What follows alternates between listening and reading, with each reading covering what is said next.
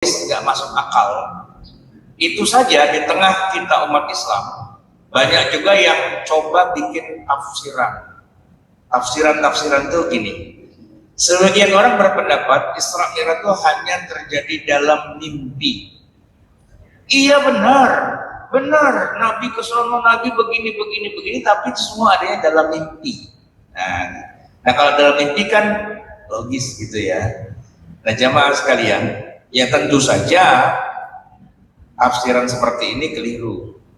Lah kalau cuma mimpi, kita juga bisa mimpi kayak gitu. Semalam dong ngimpi naik ke langit 7, bisa. Siapapun juga bisa kalau cuma mimpi gitu kan. Nah yang menafsirkan bahwa semua kejadian itu hanya mimpi, dari awal dia sudah salah langkah di awal. Enggak, ini fakta. Alam mimpi nggak disebut mukjizat, enggak. Begitu ada juga yang mengatakan perjalanan rohani, rohnya doang yang terbang ke sono, jasadnya emang enggak, gitu kan? Itu juga dari awal keliru. Enggak, Nabi itu bepergian sejauh itu, ya, biruhihi wa jasadihi yaqadhatan. Nah, gitu. Jadi perjalanannya ini adalah dengan ruh dan jasadnya yang qadhatan secara sadar, bukan lagi tidur, bukan lagi kontemplasi, bukan lagi merenung, bukan lagi mengadakan kontak batin, bukan, ya.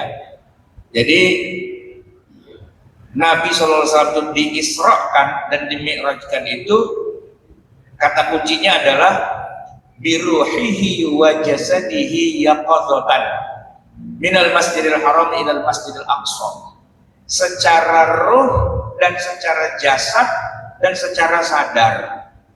Secara fisik, memang fisiknya itu berangkat dari Masjidil Haram, Masjidil Aqsa, naik ke langit 7 dan seterusnya, itu semua real.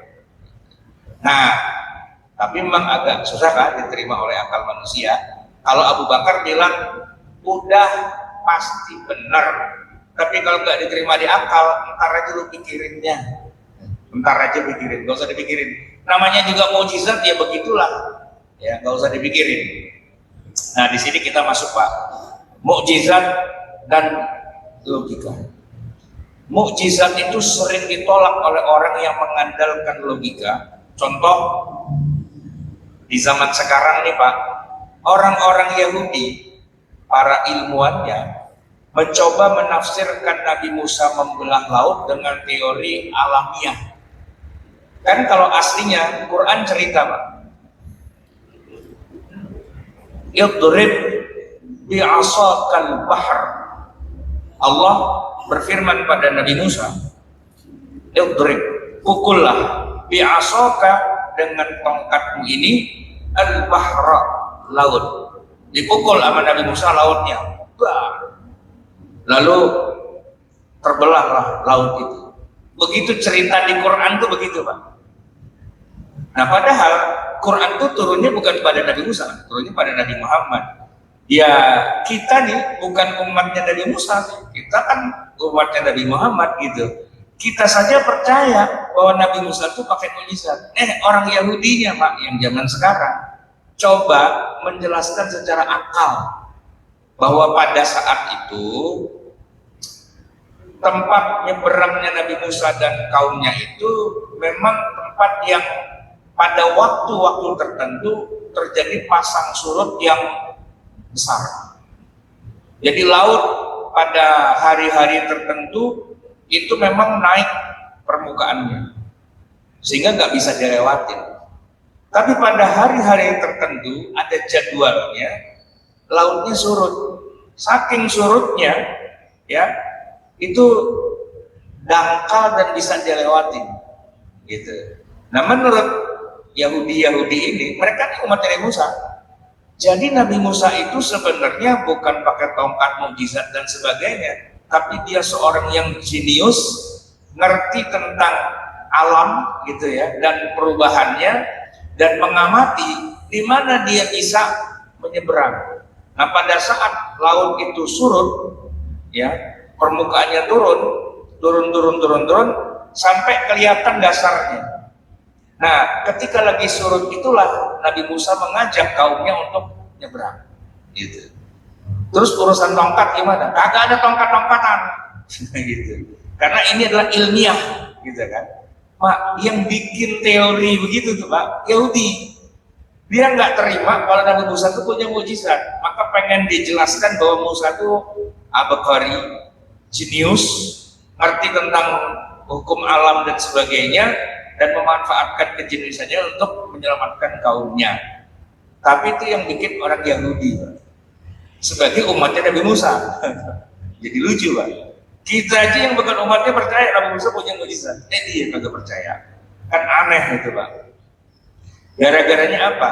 Gara-garanya banyak kaum yang tidak percaya dengan hal-hal yang bersifat mistis, hal-hal yang bersifat alam gaib, hal-hal yang bersifat supranatural. Mereka nggak percaya itu. Semua harus dijelaskan secara sains gitu ya. Nah memang kalau kita bicara sains atau teknologi dan mukjizat, ya sebenarnya begini memang. Dulu mukjizat itu dianggap mustahil. Tapi sekarang bisa dibayangkan, contoh misalnya perjalanan cepat kini bisa dilakukan dengan pesawat. Ya contohnya Pak ya, dari Masjidil Haram ke Masjidil Aqsa. Pak, ada yang tahu nggak jaraknya berapa? Jarak dari Mekah ke Masjidil Aqsa. Gampang Pak, Bapak buka nih HP, buka Google Maps, cari Masjidil Haram. Dan gitu cari juga Masjidil Aqsa. Pencet. Itu Pak, jaraknya sekitar 1.500 km. 1.500 km. Kalau kita naik mobil itu 17 jam. Tapi nggak pakai berhenti tuh Pak. Jalan terus itu 17 jam. Ya. Bapak bayangkan 1.500 kilo itu kalau dari Jakarta sampainya Mandalika itu. Tapi nggak pakai ngitung nyebrang lautnya gitu ya. Karena kalau Jakarta Banyuwangi itu baru 1.000 Jakarta Surabaya itu 750 kalau nggak salah. Kalau Jakarta Surabaya. Nah kalau terusin sampai sekarang kan baru sampai Paiton apa mana dia, belum sampai Banyuwangi sih. Itu kalau sampai Banyuwangi Pak diukur dari Merak Banyuwangi itu Pak ya, sekitar 1.200. Nah, ke sana lagi ketemu Bali, ke sana lagi ketemu Lombok. Nah, itu segitu jaraknya. Jarak seperti itu kalau naik mobil jalan tol sekarang ini Pak, di sana tadi 17 jam. Coba Pak cek 17 jam. Naik mobil kencang pastinya. Di atas 100 lah kecepatannya kan pasti. Tapi kalau naik pesawat ya 2 jam lah gitu kira-kira. 1,5 jam, 2 jam kan, cepet kan. Jadi kalau seandainya Nabi Isra Mi'raj dari Masjidil Haram ke Masjidil Aqsa dalam satu malam bolak-balik, logis nggak Pak? Logis, bisa. Sekarang kita sudah punya teknologi yang bisa kayak gitu tuh bisa. Cuman kalau zaman dulu nggak mungkin. Perjalanan dari Mekah ke negeri Syam itu sebulan. Jalan kaki naik onta sama aja kecepatannya, cuman bedanya kalau naik onta kita nangkring di atas onta, kalau jalan kaki kita gempor gitu aja. Tapi kecepatannya sama, ya kan? Jadi ya mukjizat lah, dianggap nggak mungkin lah. Karena orang-orang Makkah kan rata-rata memang mereka perjalanan ke negeri Syam, rihlatas syita'i was-shaif itu kan memang sebulan memang targetnya. Nah, tapi di zaman sekarang itu bisa naik pesawat dalam satu malam bisa bolak-balik gitu, ya kan? Ya kayak kita di Indonesia Pak. Saya tuh kalau pagi-pagi naik pesawat, saya ngobrol nih sama kru, sama flight attendant. Mbak, dari sini ke Jogja, terus kemana lagi nih pesawat? Langsung ke Surabaya Pak, langsung ke sini gitu ya. Sampai sore pulang ke Jakarta lagi. Berarti dia tuh seharian Pak ngider-ngider di Indonesia tuh. Sini muter tuh berapa ribu mil gitu kan. Ya kayak gitu tiap hari kerjaannya, ya kan. Walaupun nggak tiap hari terus ada beberapa hari off gitu ya. Pagi tiba-tiba udah di Surabaya, siangan dikit udah di ujung Pandang, siangan dikit ada di Medan gitu, ya kan. Jadi pramugari itu kerjaannya nyider aja gitu kan, nggak habis-habis gitu. Sama pilotnya, kapten tuh kayak gitu juga kan. Nah, artinya sesuatu yang kalau di zaman Nabi itu mukjizat, di zaman sekarang mah setiap orang bisa melakukannya. Kan terjawab secara teknologi gitu ya. Zaman Nabi Pak, zaman Umar ya, Umar tuh lagi khutbah di atas mimbar, tiba-tiba beliau mengeluarkan komando kepada pasukan perang yang ada di seberang sana, ribuan kilometer jaraknya dari Madinah. Orang pada bingung, kenapa Umar? Saya tuh ngelihat pasukan kita lagi terpepet, lalu saya kasih komando, gitu. Dan ternyata Pak, di sono, di lokasi perang yang sesungguhnya, prajuritnya pada dengar suaranya Umar. Wow, itu kan luar biasa ya, gitu kan. Tapi kalau hari ini mah kita biasa-biasa aja. Nah ini saya lagi ngomong terdengar sampai ke seluruh dunia. Ada yang lagi di Jakarta, ada yang lagi di Bandung, di Surabaya, di mana-mana, seluruh dunia. Ngomongnya di sini Pak, di Masjid Pondok Indah. Yang nonton dari mana-mana. Kan bukan mukjizat gitu kalau zaman sekarang, ya kan? Oh di zaman Umar, Umar punya karomah gitu. Kalau kita mah bukan karomah, ini biasa-biasa aja. Banyak yang terjawab gitu pada hari ini secara teknologi. Nah, jamaah sekalian, kemudian kita pindah pada slide berikutnya. Ada yang agak sulit dijawab secara teknologi, yaitu ketika Nabi datang pertama kali ke Masjidil Aqsa, Baitul Maqdis. Di situ Nabi bertemu dengan 3 sosok penting di Baitul Maqdis, yaitu Nabi Ibrahim alaihi salam, Nabi Musa alaihi salam, dan Nabi Isa alaihi salam. Mereka itu sosok penting, bukan cuma rohnya, tapi jasadnya juga. Dan bukan stuntman, orang lain yang pura-pura acting kayak Nabi Ibrahim, bukan. Itu the real Ibrahim, Ibrahim yang sesungguhnya. Yang kalau secara timeline sejarah, Nabi Ibrahim itu diperkirakan hidupnya antara 2000 tahun sebelum Masehi sampai 1900 sebelum Masehi, antara itu. Itu timeline-nya beliau, dan secara pasti Nabi Ibrahim itu sudah dikuburkan, sudah wafat dan sudah dikuburkan.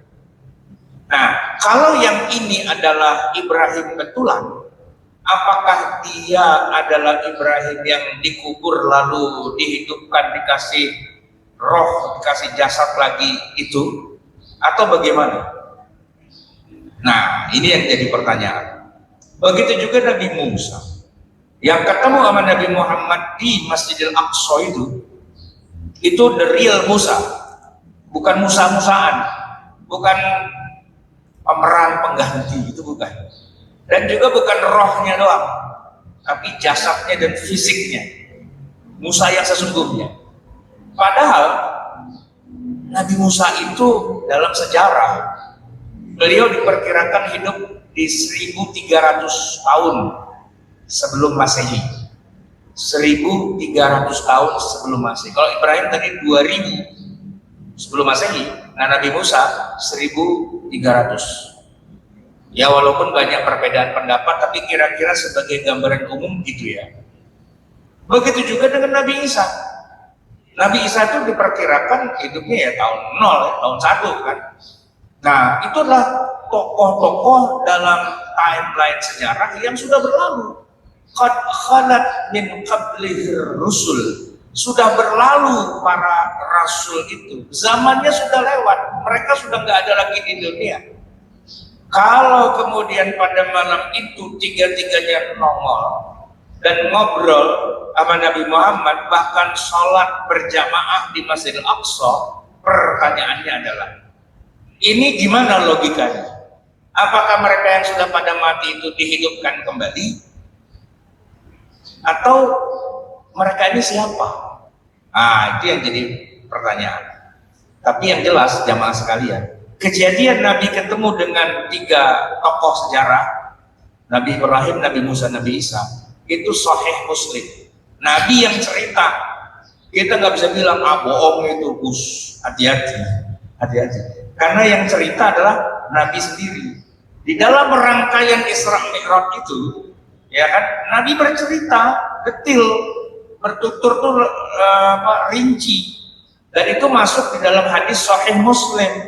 Anda tidak percaya itu, Anda kafir terhadap Nabi Muhammad, keluar dari agama Islam, non Muslim, halal darah Anda itu. Kalau nggak percaya dengan perkataan Nabi, jangan sampai kita masuk dalam jajaran orang-orang yang tidak percaya kepada perkataan Nabi. Tapi kalau kita mau percaya, kita puyang. Lah kan orang kita pada mati, gimana bisa nongol? Kalau kata Abu Bakar, udah lu percaya aja. Bagaimana itu urusan Allah. Kalau Nabi yang ngomong, udah pasti bener. Gitu doang sih Abu Bakar ya Pak. Oke, slide berikutnya. Nah ini hadis sahih Muslimnya Pak. Hatta intaha bihi ila Baitul Maqdis fawajada fihi Ibrahim wa Musa wa Isa fi nafarin minal anbiya fa ammahum Rasulullah sallallahu alaihi wasallam fa shalla bihim. Tatkala sampai di Baitul Maqdis, Nabi bertemu dengan di dalamnya dengan Nabi Ibrahim, Nabi Musa, Nabi Isa alaihissalam. Lalu Nabi sholat mengimami mereka. Mereka sholat berjamaah, Nabi Muhammad jadi imamnya. Jangan tanya tuh sholat apaan, kagak tahu. Ini belum ada 5 waktu Pak, ya kan? Nah, setelah itu jamaah sekalian, di slide berikutnya, saya membuat daftar langit Pak. Langit pertama, Nabi Muhammad ketemu Nabi Adam. Langit kedua, Nabi Muhammad ketemu dengan Nabi Isa dan Nabi Yahya. Tadi di Baitul Maqdis sudah ketemu. Sekarang begitu Nabi terbang lagi ke langit kedua, ketemu lagi Nabi Isa. Karena disitulah posisinya dengan Nabi Yahya. Itu sepupuan berdua tuh, sama-sama dimusuhin sama Yahudi, dibunuh. Nabi Yahya dibunuh, Nabi Isa dibunuh. Cuman Nabi Isa diselamatkan tapi diangkat gitu ya. Di langit ketiga ketemu dengan Nabi Yusuf yang gantengnya luar biasa. Di langit keempat ketemu dengan Nabi Idris. Di langit kelima ketemu Nabi Harun. Di langit keenam ketemu Nabi Musa. Di langit ketujuh ketemu lagi dengan Nabi Ibrahim alaihissalam. Nah pertanyaannya sama sih. Itu kan orang-orang yang sudah lewat, sudah pada meninggal. Nah ini siapa mereka itu? Siapa mereka itu? Nah itu Pak yang nggak nyampe nih kita pikirannya sekarang ya kan. Tapi kata Abu Bakar, udah iyain aja. Kalau Nabi yang ngomong, udahlah gak usah dipikir-pikirin gitu ya. Nah jamaah sekalian yang dirahmati Allah, di zaman sekarang ini kita sedikit ngomong sains ya. Ada istilah yang namanya teori relativitas. Ya, apa itu bunyinya? Jika suatu benda bergerak dengan kecepatan yang sangat tinggi, mendekati kecepatan cahaya, maka terjadilah dilatasi waktu. Ini fisika generasi ketiga Pak. Kalau fisika generasi pertama yang kita pelajari di SMA itu kan masih fisika yang paling dasar, fisikanya Newton. Newton hukum Newton 1, Newton 2, Newton 3 gitu kan. Nah kemudian fisika berikutnya ya Einstein lah ya. Tapi kalau sudah fisika yang ketiga, ini sudah Stephen Hawking gitu ya. Nah itu udah buat sebagian orang belum puyeng gitu Pak. Ketinggian. Ya. Oke, waktu melambat. Seorang astronot yang bergerak mendekati kecepatan cahaya akan mengalami waktu yang lebih lambat dibandingkan dengan seorang yang ada di bumi. Itu teori dilatasi. Kalau Bapak mau nonton filmnya Interstellar, bapak dan anak perempuan masih kecil, ditinggal sama bapaknya nangis-nangis, bapaknya astronot terbang, ya kan, dengan kecepatan kayak gitu, dengan cahaya. Dia mengalami cuman 2-3 hari lah di sana gitu kan. Begitu dia pulang ke bumi, anaknya udah jadi nenek-nenek, udah punya anak, udah punya cucu dan sebagainya. Sementara bapaknya masih muda aja gitu. Bapaknya sama anaknya kayak cucunya, gitu kan. Ternyata Pak, di bumi udah puluhan tahun, dia cuma ngalamin 2 hari. Itu kan namanya dilatasi. Teori sih ya, belum ada realnya. Tapi teori itu dibenarkan oleh banyak fisikawan, gitu ya. Kemudian panjang benda menyusut, itu namanya kontraksi panjang. Dalam arah geraknya, panjang suatu objek akan nampak lebih pendek bagi pengamat yang diam. Kemudian massa juga bertambah, itu relativitas massa. Jadi ada dilatasi waktu, ada kontraksi panjang, ada relativitas massa. Saya nggak usah jelasin, makin puyeng ntar gitu ya. Nah, jadi intinya adalah seperti itu. Ini ilmu yang baru ada di zaman sekarang Pak. Zaman dulu nggak ada, ya kan? Nah maka perjalanan antar bintang atau interstellar itu kira-kira mengalami kayak gitu. Ya, perjalanan ke masa depan atau perjalanan ke masa lalu itu sangat mungkin terjadi ya dengan kecepatan seperti itu. Jadi menurut relativitas khusus, waktu berjalan lebih lambat bagi objek yang bergerak mendekati kecepatan cahaya dibandingkan dengan objek yang diam. Ini berarti seorang astronot yang melakukan perjalanan kecepatan tinggi akan mengalami waktu lebih lambat dibandingkan dengan orang yang di bumi. Lalu ada eksperimen jam atom yang dilakukan pada 1971. 2 jam atom yang sangat akurat disinkronkan, 1 jam diletakkan di pesawat yang terbang mengelilingi dunia, sementara yang lain tetap di darat. Hasilnya jam di pesawat bergerak lebih lambat dibandingkan yang di darat, membuktikan adanya dilatasi waktu. Jika seorang bisa bepergian dengan kecepatan mendekati cahaya, kalau cahaya kan 300.000 km per detik di ruang hampa. Ya ini mendekatilah 99,99% dari kecepatan cahaya. Dia akan mengalami waktu lebih lambat dibandingkan dengan orang di bumi. Seorang astronot yang melakukan perjalanan selama berapa tahun dengan kecepatan tinggi bisa kembali ke bumi dan menemukan bahwa waktu di bumi telah berlalu jauh lebih lama daripada waktu yang dia alami. Oke. Kemudian ada juga dengan kecepatan cahaya itu perjalanan ke masa lalu lewat wormhole atau istilahnya lubang cacing, wormhole. Jadi wormhole atau lubang cacing itu adalah jalan pintas dalam ruang waktu yang menghubungkan 2 titik berbeda dalam ruang dan waktu. Jadi kalau kita mau gampangnya gini Pak, seandainya perjalanan waktu itu berupa kertas lembaran, ya berupa kertas gitu, ya kan? Ini perjalanan waktu. Nah kertasnya itu Pak digulung, kertasnya digulung, lalu ditusuk pakai pulpen, Nah pulpen itu menjadi wormhole. Kita bisa pindah ke masa lalu, kita bisa pindah ke masa depan lewat wormhole gitu ya. Teorinya begitu. Teori Einstein dan Rosenberg menunjukkan bahwa lubang cacing dapat memungkinkan perjalanan ke masa lalu atau ke masa depan. Nah masalahnya, lubang cacing yang stabil memerlukan materi yang sifatnya eksotis, materi dengan energi negatif yang belum terbukti ada di dalam jumlah yang cukup besar. Oke, lalu ada paradoks perjalanan waktu. Salah satu masalah besar dalam teori perjalanan ke masa lalu adalah paradoks. Apa itu? Paradoks kakek. Jika seorang kembali ke masa lalu dan mencegah kakeknya ketemu dengan neneknya sehingga kakeknya nggak jadi kawin sama neneknya, maka dia sendiri tidak pernah lahir dong, ya kan? Nah ini jadi masalah gitu.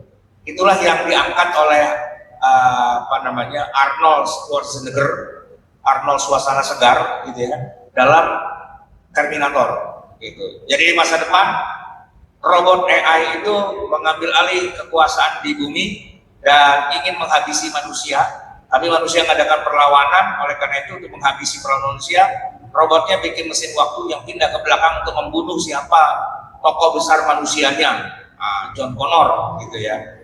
Nah itu kan fiksi sih, tapi kira-kira menggambarkan begitu ya. Jadi kalau dibunuh di masa lalu, nah zaman kan jadi berubah gitu kan. Nah itu paradoks gitu, nggak bisa dong orang mundur ke masa lalu zaman berubah gitu kan. Nah makanya solusinya kalau di film-film sih pakai multiverse gitu. Multiverse tuh kalau terjadi sesuatu yang tidak sesuai dengan sejarah aslinya, maka dia bikin cabang baru.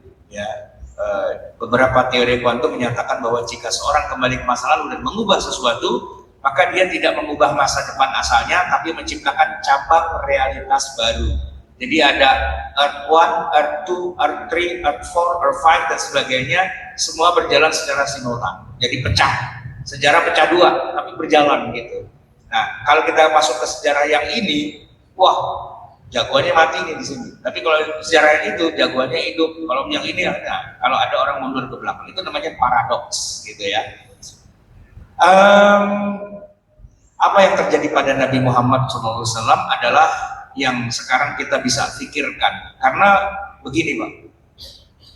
Ternyata Nabi SAW itu bukan hanya ketemu dengan tokoh-tokoh besar dunia pada saat itu saja, tapi juga sebelum Nabi ketemu dengan Allah dalam Sidratil Muntaha, ternyata Nabi juga diajak untuk melihat-lihat surga dan neraka. Nah, ini Pak yang kacau nih. Nabi diajak-ajak melihat surga dan neraka. Ini hadisnya Sahih Bukhari. Sahih kan? Summa udkhiltul jannata. Kemudian aku dimasukkan ke dalam surga. Nabi yang ngomong nih Pak. Udkhiltul jannata, aku dimasukkan ke dalam surga. Pak, kita semua sepakat surga memang sudah diciptakan oleh Allah. Sudah. Tapi masalahnya di dalam surga itu belum ada orangnya. Kenapa? Ya, karena kan belum kiamat, ya kan? Belum ada hisab, belum ada pengadilan, belum ada mizan. Jadi ya calon-calon penghuni surga sudah ada, calonnya doang, Pak. Tapi belum masuk ke surganya. Karena nunggu momen kiamat dulu, ya kan? Momen hisab dulu dan sebagainya, baru setelah itu orang beriman masuk surga, orang kafir masuk neraka, kan gitu ya. Nah, waktu Nabi diajak masuk ke dalam surga, Nabi cerita, فَإِذَا فِيهَا حَبَائِلُ اللُّؤْلُؤِ وَإِذَا تُرَابُهَا الْمِسْكُ. Di dalamnya banyak kubah yang terbuat dari mutiara dan tanahnya seperti minyak kasturi. Kemudian udkhiltul jannata fa idza fiha janabithul lu'lu' wa idza turabuha al-misk. Aku masuk dan di dalamnya ada begitu banyak gambaran surga seperti yang sudah sering kita baca di dalam Al-Qur'anul Karim. Tapi jamaah sekalian, yang paling bikin heboh adalah ketika Nabi cerita bahwa di dalam surga ternyata sudah ada penghuninya. Sudah ada orang-orang yang lagi mendapatkan kenikmatan di dalam surga itu, ya. Nah, ini saya bacakan beberapa hadisnya, cuman belum saya masukkan di file itu ya.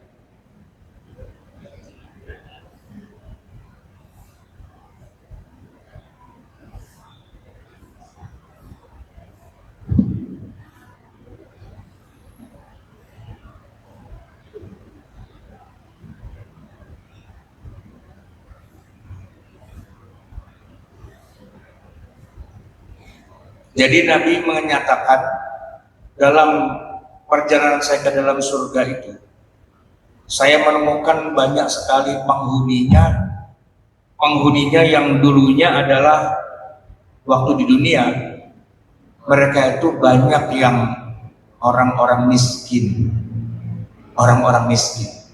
Di dalam surga itu ternyata banyak orang miskin. Nah, itu yang diceritakan oleh Nabi. Berarti kan Nabi memang ketemu dengan mereka dan ya katakanlah ngobrol gitu ya, tahu gitu. Kenapa? Ya karena memang Nabi datang ke sana dan ya melakukan katakanlah survei ya untuk ketemu dengan orang-orang yang ada di dalam surga itu dengan segala macam kenikmatan. Sesuatu yang sering diceritakan Jibril di dalam wahyu Al-Quran. Tapi kemudian kali ini Nabi langsung mendatangi tempat itu, melihat langsung siapa saja orang yang ada di surga. Itu. Selain itu juga kemudian beliau diajak tur masuk ke dalam neraka. Dan Nabi cerita juga, di dalam neraka itu saya ketemu dengan banyak orang yang lagi disiksa. Kata Nabi, "Tsumma ra'aitu rijalan lahum masyafir kama syafiril ibil fi aydihim qita'un min nar kal afhar yaqdhifunaha fi afwahihim fatakhruju min adbarihim. Faqultu man haula'i ya Jibril? Qala haula'i akalat amwalal yatama dzulma." Kemudian aku lihat orang punya moncong seperti moncongnya onta. Tangan mereka memegang segumpal api seperti batu-batu, lalu dilemparkan ke dalam mulut mereka dan keluar dari duburnya. Aku bertanya, siapa mereka itu wahai Jibril? Mereka itu adalah orang yang dulu di dunia makan harta anak yatim secara tidak sah. Tsumma ra'aitu rijalan lahum butunun lam ara mislaha qattu bisabili ali fir'aun yamurruna 'alaihim kal ibli al mayhumah hina yu'raduna 'ala an-nar yad'unahum la yaqdiruna 'ala an yatahawwalu min makanihim dhalik. Qala qultu man haula'i ya Jibril? Qala haula'i akalatur riba. Kemudian kulihat orang-orang dengan perut yang belum pernah kulihat, dengan cara keluarga Firaun menyeberangi mereka seperti unta yang kena penyakit dalam kepalanya. Ketika dibawa ke dalam api, mereka diinjak-injak, tidak dapat beranjak dari tempat mereka. Aku bertanya, siapa mereka? Jibril. Mereka bilang, mereka itu tukang makan riba. Kemudian aku melihat di hadapanku ada orang-orang yang disiksa. Di hadapan mereka ada daging yang gemuk dan baik, dan di sampingnya ada daging yang buruk dan busuk. Yang mereka makan itu daging yang busuk, yang buruk itu. Sedangkan daging yang baik itu tidak dimakan. Aku bertanya, siapakah mereka itu wahai Jibril? Mereka adalah orang yang meninggalkan wanita yang halal dan mencari wanita yang haram, alias laki-laki hidung belang atau wanita laki-laki yang suka melacur. Kemudian Nabi melihat lagi, "Tsumma ra'aitu nisa'an mu'allaqatin bi suddaihinna. Faqultu man haula'i ya Jibril? Qala haula'i allati adkhalna 'ala rijali man laysa min auladihim." Aku melihat banyak wanita disiksa di sana, digantung dengan buah dadanya. Lalu aku bertanya, siapa mereka? Mereka itu wanita yang suka memasukkan laki-laki lain bukan dari keluarga mereka. Nah, jadi gambaran tentang surga dan neraka itu Pak, yang Nabi ceritakan, itu bukan surga yang kosong, bukan neraka yang kosong, tapi surga dan neraka yang sudah aktif, sudah ada penghuninya. Ada orang miskin di dalam surga, ada orang yang disiksa di dalam neraka. Bahkan di riwayat yang lain Nabi malah cerita, aku kok melihat banyakkan perempuan ya yang lagi disiksa di neraka gitu. Nah itu karena yang ngomong Nabi, masa kita bilang bohong kali gitu? Nggak mungkin, ya kan? Nggak mungkin kita mengatakan Nabi bohong, nggak bisa. Lagian Pak, pertanyaan paling dasarnya gini, itu surga betulan apa surga-surgaan? Itu neraka betulan apa neraka-nerakaan? Ya pasti surga betulan. Neraka ya neraka betulan. Nggak mungkin neraka-nerakaan. Oke, surga betulan, neraka betulan. Tapi yang lagi di dalamnya, yang lagi diseksa, itu pemain film lagi acting apa emang disiksa betulan? Ya tentu disiksa betulan. Ngapain dia pura-pura disiksa di situ? Orang neraka panasnya kayak gitu, ya kan? Nah, berarti yang dilihat oleh Nabi itu adalah surga yang bukan sekarang, bukan di zaman Nabi. Itu adalah surga di masa yang akan datang setelah terjadinya kiamat. Begitu juga neraka, itu neraka yang akan datang. Artinya, ini kalau kita pikirin secara logika nih Pak, Nabi bukan diajak lihat surga di zamannya, tapi lihat surga di masa yang nanti belum terjadi, yaitu di setelah kiamat. Nerakanya juga gitu. Berarti Nabi itu melakukan perjalanan waktu sebenarnya ke masa depan, ya kan? Ke masa depan. Tapi kan beliau nggak tinggal di sono, balik lagi. Saya tanya Pak, kalau Nabi sempat lihat surga dan sempat lihat neraka di masa depan, lalu dia balik lagi ke sini, kira-kira Pak, apa yang akan terjadi? Apakah akan terjadi paradoks atau terjadi perubahan? Terjadi perubahan. Perubahannya gimana? Ya karena Nabi juga bilang, saya lihat banyak perempuan di dalam neraka, ya kan? Terus Nabi ngomong kepada para wanita, hati-hati, saya udah ke masa depan dan banyak perempuan, hati-hati, jangan sampai pada masuk neraka. Nah, para wanita kan pada jadi wanita soleh, taat, apa dan sebagainya. Bisa jadi Pak, di masa depan surga isinya bukan perempuan. Kenapa? Karena udah dikasih tahu sama Nabi. Jadi Nabi merubah takdir yang seharusnya nanti di masa depan surga banyak perempuannya, dengan Nabi datang ke sana survei dan balik lagi dan ngasih tahu, wanita pada hati-hati, gitu kan? Jadi ini jawaban alternatif ya. Kok Tuhan itu nggak adil ya sama wanita? Masa sih neraka isinya perempuan semua? Jawabannya, ya itu kan waktu yang dilihat sama Nabi saat itu. Nah begitu Nabi balik lagi dan mengubah situasi, ya bisa jadi surganya berubah juga, nerakanya berubah juga. Isinya nggak lagi perempuan, banyak bapak-bapak, bisa jadi kan? Nah karena berubah gitu. Nah itu apa benar? Wallahu a'lam bishawab. Tapi logika kita hari ini dengan teknologi yang sudah kita pahami, dengan teori tadi perjalanan kecepatan cahaya dan sebagainya, ada yang namanya dilatasi waktu, ya, gitu ya, secara teori. Tapi kalau secara yang sesungguhnya ya belum ada. Tapi secara fisika, gitu ya, ada dilatasi waktu itu sepakat, nggak ada masalah, emang benar, gitu kan. Tapi apakah benar hal seperti itu yang terjadi? Apa benar Nabi pakai perjalanan waktu ke sono kemari, dan ketika ketemu Nabi Adam tadi itu Nabi Adam yang dicomot dari zamannya taruh di zaman Nabi Muhammad. Waktu ketemu Nabi Ibrahim dicomot dari zamannya taruh di zaman Nabi Muhammad. Waktu ketemu Nabi Musa, Nabi Isa dicomot taruh di zaman. Wallahu a'lam. Apakah begitu atau bukan itu sifatnya teori aja. Namanya juga teori, bisa benar bisa salah, ya kan? Tapi secara logika teori modern itu masuk akal. Kalaupun itu yang terjadi, itu masuk akal. Jadi apa susahnya bagi Allah meminjam Nabi Adam di masanya, lalu ditaruh di situasi yang ketemu dengan Nabi Muhammad. Apa susahnya Nabi Ibrahim, Musa, Isa diambil dari zamannya untuk ditaruh di zaman Nabi Muhammad. Jadi pada saat Nabi Muhammad ketemu Nabi Ibrahim, itu the real Ibrahim yang asli, yang dicomot dari zamannya, dipinjam sebentar, dibalikin lagi. Secara teori keilmuan modern, itu bukan hal yang mustahil.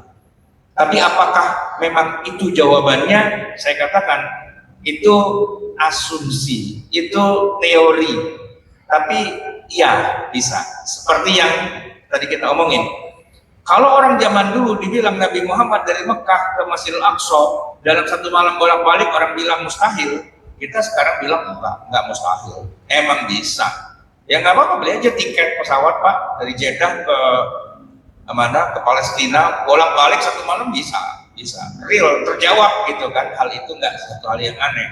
Nah cuman yang belum bisa dilakukan adalah gimana kita ketemu dengan umat terdahulu lewat mesin waktu gitu misalnya. Nah itu yang masih hayal gitu kan, masih ya fiksi lah. Itu konsumennya buat Hollywood bikin film untuk nembus waktu, kemudian ada berbagai macam multiverse dan sebagainya, itu teori lah ya. Tapi kalau perjalanan waktu itu secara teori mungkin terjadi, walaupun ya nggak bisa dibuktikan sampai hari ini. Wallahu a'lam bishawab, gitu ya. Baik jamaah sekalian yang dirahmati Allah, waktu kita terus berjalan, kita tidak bisa memperlambat waktu dan tidak bisa mempercepatnya. Saya akan akhiri sampai di sini. Semoga bermanfaat, semoga menambah ilmu dan tambahan wawasan kita juga, dan pada akhirnya semoga kita dicatat oleh Allah sebagai orang-orang yang mengimani apapun yang Nabi katakan, karena tugas kita adalah membenarkan, apa yang dibawa oleh Nabi Muhammad SAW. Semoga beliau nanti di akhirat menjadi saksi bahwa kita walaupun terpisah waktu sampai 14 abad lamanya, tapi kita adalah salah satu di antara sekian banyak umatnya yang tetap memegang teguh ajarannya dan membenarkan apapun yang Nabi katakan. Semoga kita jadi teman-temannya juga dari Abu Bakar As-Siddiq yang membenarkan apa yang Nabi katakan. Aku qauli hadza wa astaghfirullahaladzim li wa lakum, wabillahi taufiq wal hidayah wal afu minkum. Assalamualaikum warahmatullahi wabarakatuh.